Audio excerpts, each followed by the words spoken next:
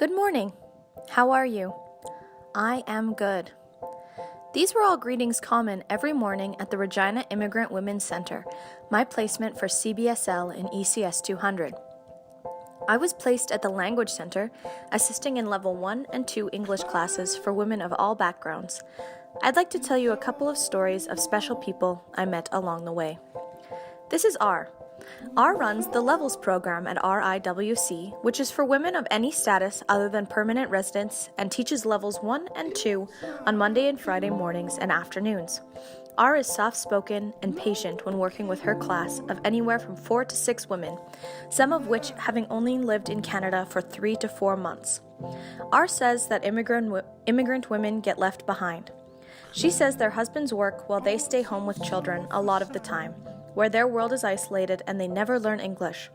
R taught me a lot about teaching English, about Canadian culture that I cannot recognize, like Thanksgiving and talking about the weather, and about the challenges in helping these women succeed beyond our classroom. The lessons varied week to week, and R said it had to be this way or the students would lose interest, especially if they were not suited to bookwork. In my 5 weeks there, R had us working from vocabulary books, playing games on prepositions, listening and responding to questions, and much more. Generally, I saw a lot of drawback coming from fear of making mistakes in front of the class, despite the supportive community. Other challenges included just getting to class, especially if students' children did not have a place in the daycare, or obstacles with inclement weather arose. R was always very matter-of-fact about these challenges, as she has so often seen the narrative of women being drawn back into the home and away from learning English. Most women really excel in these classes, though, like the next person I want you to meet, T.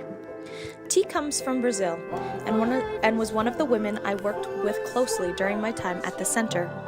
T has been in Canada for 4 months, but practiced nursing in Brazil for over 10 years, which she hopes to do in Canada when her English improves. T was a woman that forced me to do a lot of reflection on my perception and unknown bias about new immigrants. As I mentioned in my initial reflection for CBSL, I value communication as an indicator of intelligence, and in knowing that T is highly intelligent but unable to communicate in English with me really challenged this thinking. I began to look around at this bias and saw it everywhere, in new English learners, in people with delayed speech or complex disabilities, and in those that simply don't speak the way I do. I had to ask myself, how do I value somebody's personhood? Which had me travel into thinking about respect, relationship, and community.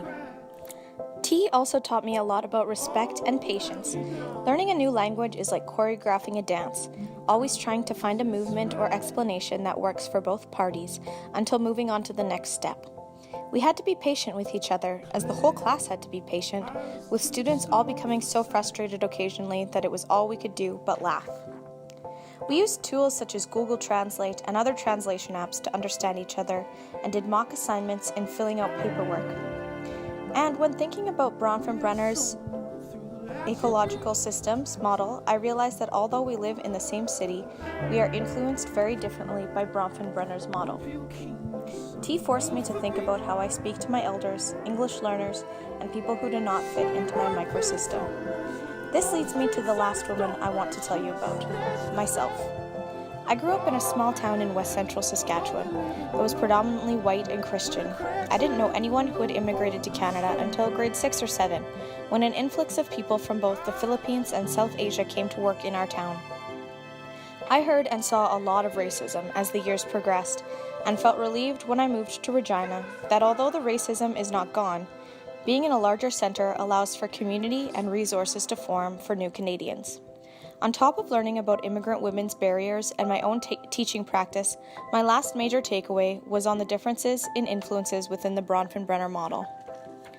I have noticed that the immigrant experience is largely dictated by status, whether permanent resident, work visa, or refugee.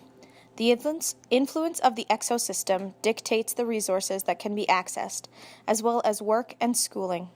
Being born in Canada, I don't often think of the government as restricting my movement through services in our city.